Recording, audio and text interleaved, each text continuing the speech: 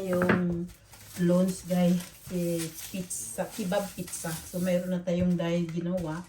Ano na natin dito, ganun ang paggawa guys. Pag-press sa pizza natin.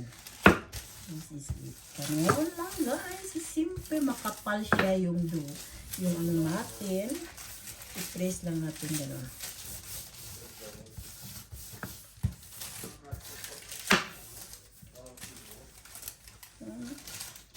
Yan.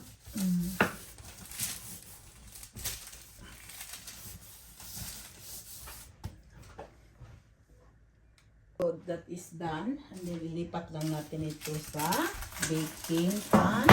And then we'll put it lang. And then kunin natin dito. Yan. Simple and easy lang guys. Yan.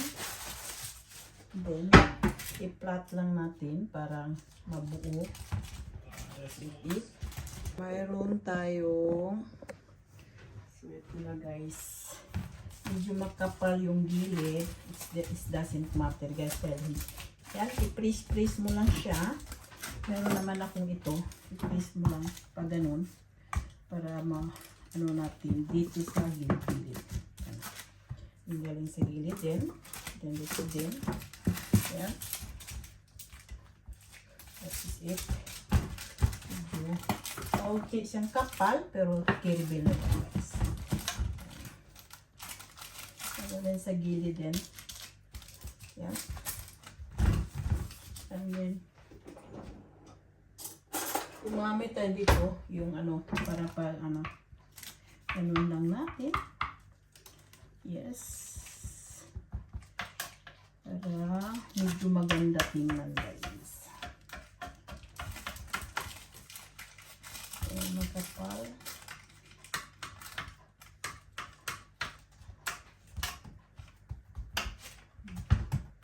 And then press natin gumamit ang ganyan. Simple. That is long pan na pizza. Kaya gawa tayo ng kebab pizza guys. Kaya meron tayong ketchup. Simple lang guys. Ito guys, ilagay natin ng ketchup. Pag mayroong pizza sauce kayo, gumamit ka ng pizza sauce. Kung wala, dito na lang ketchup ang gamitin natin. Simple. Yan. Huwag masyadong ketchup dahil hindi din masarap. Yung pag may pizza sauce, tara, masarap din. Ganun lang siya guys. Is iba, ano mo lang yung ano. Ito yung pang lunch namin sa pamilya na.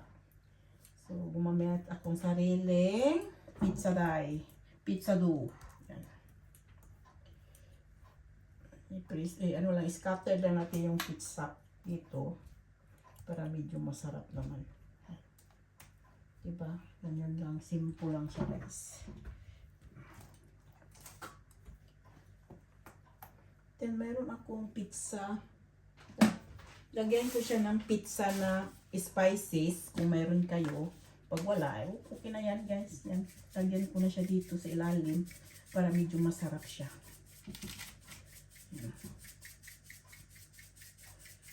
So, ma-tasty yung pizza natin, homemade na pizza. Nasa sa inyo na yan, paano pag-discarte. And then, lagyan natin dahil ng ano, cheese sa ilalim din. Napakasimple lang guys, yung ano natin luto. Pang, ano na ito, pang family dinner na ito. And then, ito na yung ano, kebab slices. Meron na tayong kebab.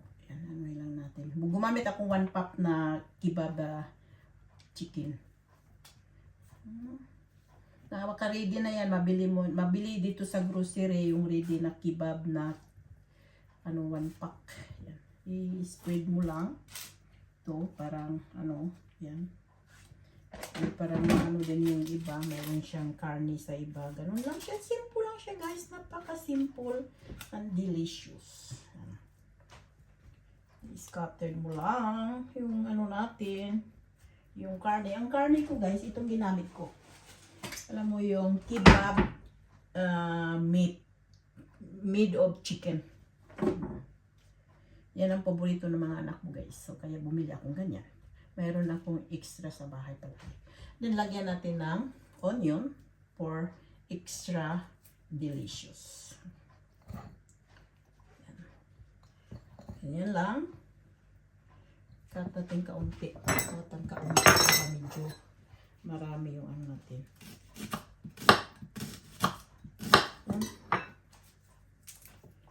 And then, this is it. And then, ang ano natin, lagyan natin pizza na glitter again para ma-taste good. And cheese on the top.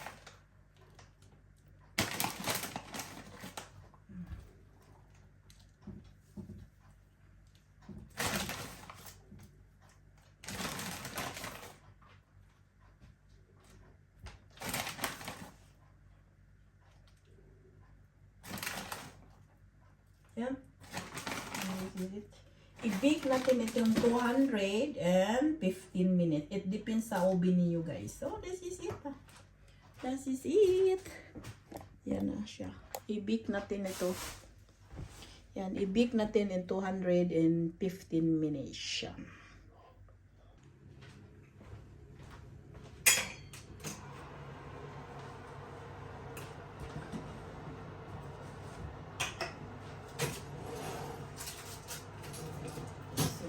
Pizza is done, guys. Yummy.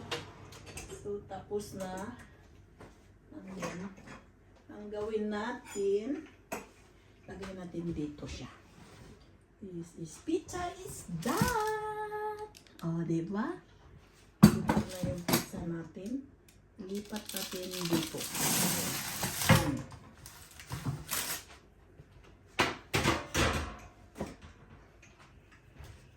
Kakat natin.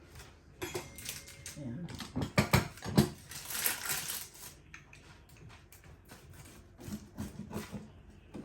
Maraming cheese ito guys. 400 gram na cheese ang ginamit ko.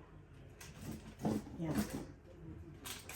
And then, cut into two here.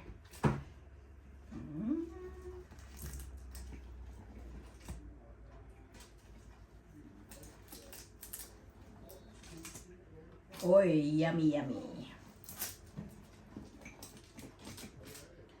So, try to taste it, guys.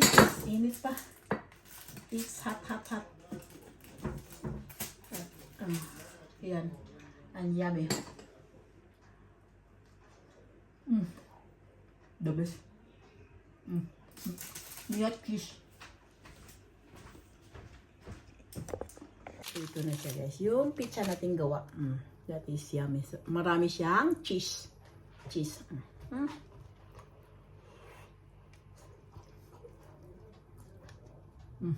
The best. Masarap yung homemade na pizza.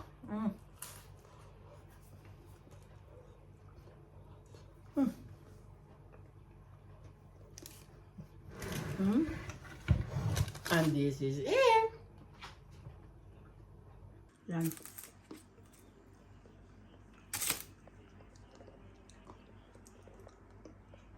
So that is pizza is done.